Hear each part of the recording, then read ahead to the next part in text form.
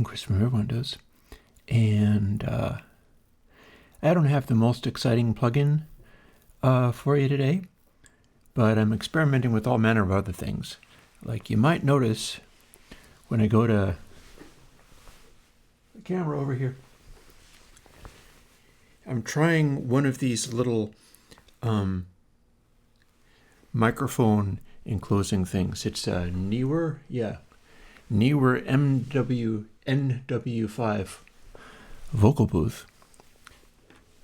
So, and one thing I've done with it, as you can see, is it has these extra arms, and if this one was here as it normally is supposed to be, it would be in shot, although it would be more effective at being a good vocal booth. So what I'm doing is I'm sitting it behind the other one, and we're going to do a plugin. Also, you might hear I'm a little more compressed than usual. I'm going to see whether or not this is a good vibe. I do know that it's got the whole ASMR madness going on.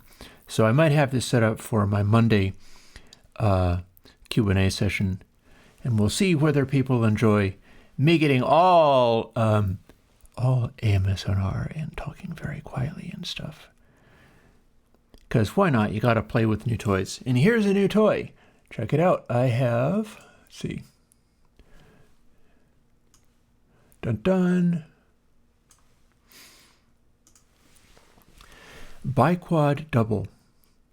So like I said, this is not the most amazing plugin you're ever going to get, but the reason I'm doing it is because it's a tool that I need in order to do future work. I'm getting closer to being able to do this work actually on stream.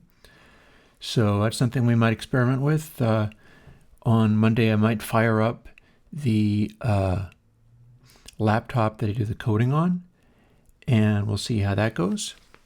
I'm also looking towards maybe getting with a bit of luck, I can do music again. But here is some music that I did a long time ago, and I'll show you what BiQuadDouble does. It's a BiQuad filter. So what BiQuadDouble does is exactly the same as BiQuad and BiQuad 1/2 and BiQuad 2, which is the one that's a little bit more adaptable to automating parameters. BiQuadDouble is the type that doesn't really want you to automate the parameters, so you probably can, but it might get upset with you depending upon how wildly you automate them. But what BiQuadDouble is, and as you can hear, it's exactly the same as all the other forms of BiQuad have the same controls. It's type, frequency, Q, and inverse dry wet. The reason is, this is about being able to dial in filters and then build them into your own plugins. And I'm going to be using it to nail down tone effects like the sound of guitar amplifiers and such. And the reason it's called BiQuadDouble is because this is 2 cascaded BiQuad filters. And what that means is, here, let's set this to 0.7. Pretty close. Actually, 0.71 is closer to 0.707, which is your Butterworth filter. That is the filter that is no peak as it starts to roll off. And when you're cascading filters, again, this is BiQuadDouble. This is the first one that I'm doing of this nature. I've got some more fun things to come along as well, but the world is exciting enough as it stands at the moment, so I'm just doubling down on some of my production value stuff and putting out plugins that sort of will help me make more plugins in future. So this acts kind of like an isolator filter in a way. The Q is the sharpness of cutoff, If you increase Q, you'll get sharper cutoff, but you'll also get a peak, like this.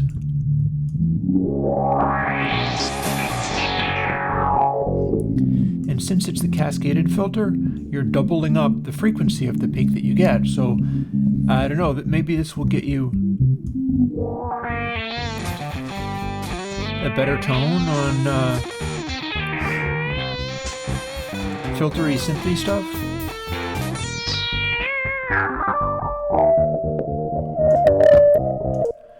It does get a little loud at times. And one thing about it is that both instances of the BiQuad filter in this plugin run inside its own little internal console instance. So this is sort of a space-expanded BiQuad. This is how I implement those. It's the sine function and the arc sine function on the other side. And that affects the tone of the thing. But if you don't want an obvious resonant effect, you go for the Butterworth amount, and that is just a amount of resonance. 0.707 is typically considered to be the normal one for a Butterworth. And that gives you a doubly steep, but still no resonance peak frequency effect. So you might use like the high pass, again, no resonance, or the band pass, which is odd because since you have no resonance, band pass is like a resonance, but this is what we get out of it. And if you use the regular BiQuad filter, it wouldn't be sounding quite like this. It would be less rolled off around the outside edge. And of course, since this is the Airwindows BiQuad filter, we can reduce the Q lower than Butterworth.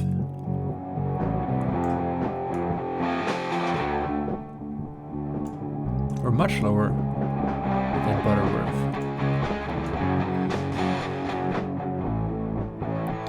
Because here's the thing, is if you're trying to get a particular filter effect, and you know that maybe you're working with things that are not just implemented by a single BiQuad filter, you can stack them.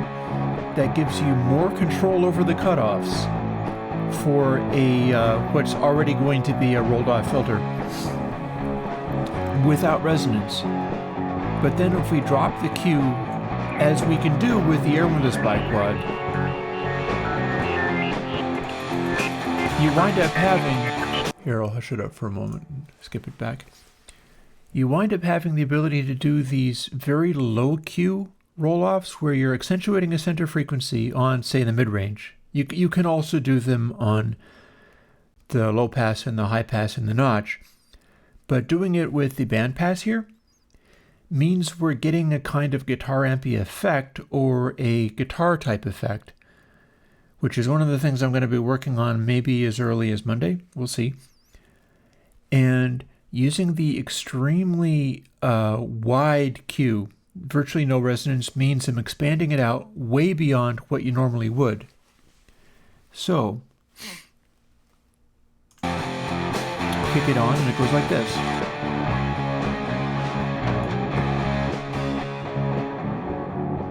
Oh, no, that's the Q. What am I doing? So we can do a really dark, extremely wide thing, which is letting through a lot of lows. And it's going up into the highs, but unlike the regular BiQuad or BiQuad 1/2, which is even slower for roll-off, it's going to kill the extreme highs a little more than it would otherwise do. Or we can voice it a little higher.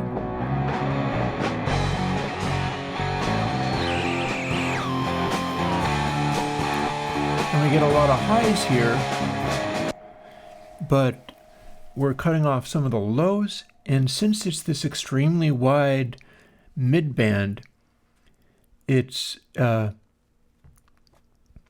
that's the way that this particular one is implemented. And since it's two of them cascaded inside a console instance, it's rolling off the extreme lows more than the regular BiQuad would, and it's rolling off the extreme highs more than the regular BiQuad would. getting a result like this. And then we can turn the Q up from the unusually low setting that we've got. And if it was a Butterworth, this is what we'd be working with. But since it's an Airwindows BiQuad that we can set to extremely weird settings, you get this.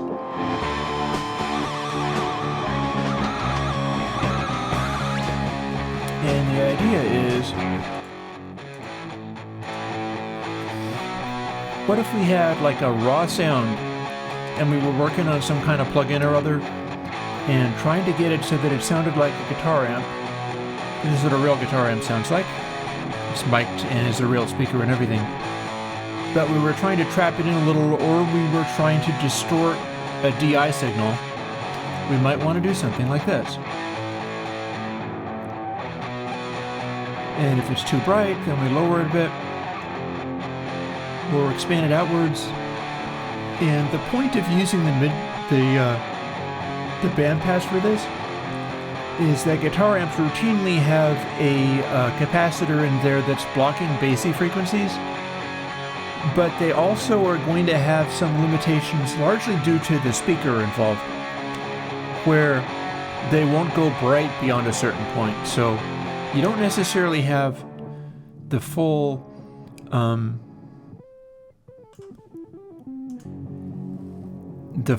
Butterworth bandpass of rolling it off like this, but you also don't have the widest possible range like this. Instead, we're trying to get an amp-like effect out of it. And doing that is tightening up the lows and restricting the highs in the characteristic way. Now, this is not going to bring any kind of amp modeling. Here, let me get my image back. See? Oop. So the reason I'm doing this plugin, and I won't keep talking about it forever, is because it is a tool that I'll be using to design other plugins with. And since all of this is open source, MIT licensed, freely available software code, you can do likewise if you program plugins and things. So this is essentially your toolkit for working with this kind of stuff, where if you are making plugins and need to put in a filter into what you're designing, you can try the BiQuad filter or BiQuad 2 for being a little bit more flexible for moving. No BiQuad filter is going to be perfect for synthesizer-like effects because it's not going to handle.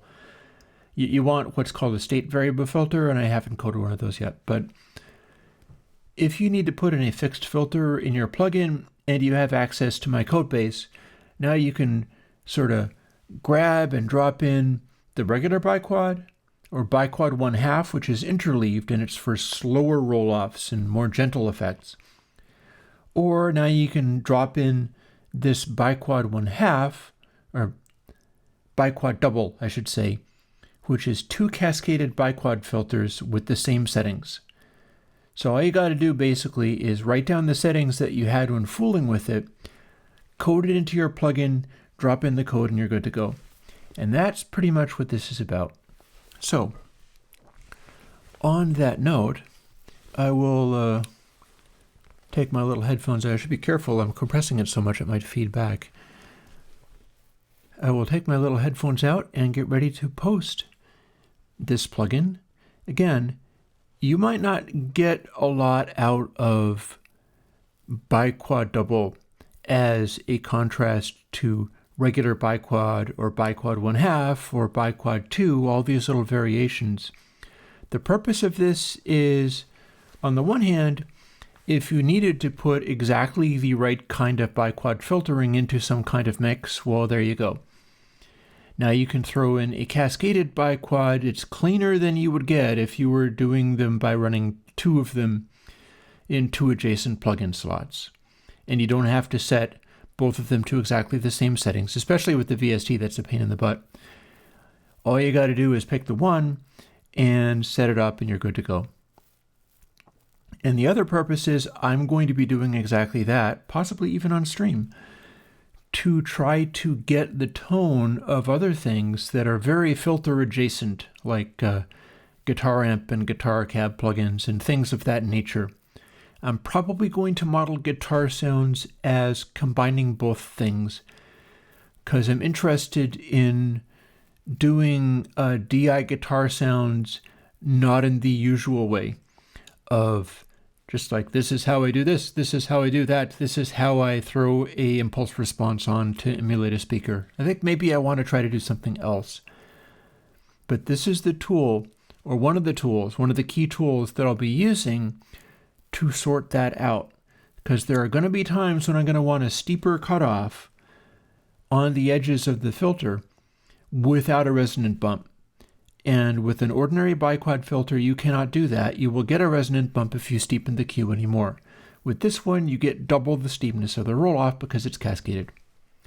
And yeah, and one of the reasons for doing it this way, because I can see complaints coming already about, why didn't you do a magical plugin that had 27 bands and you can choose all the different things? Because that's extremely inefficient.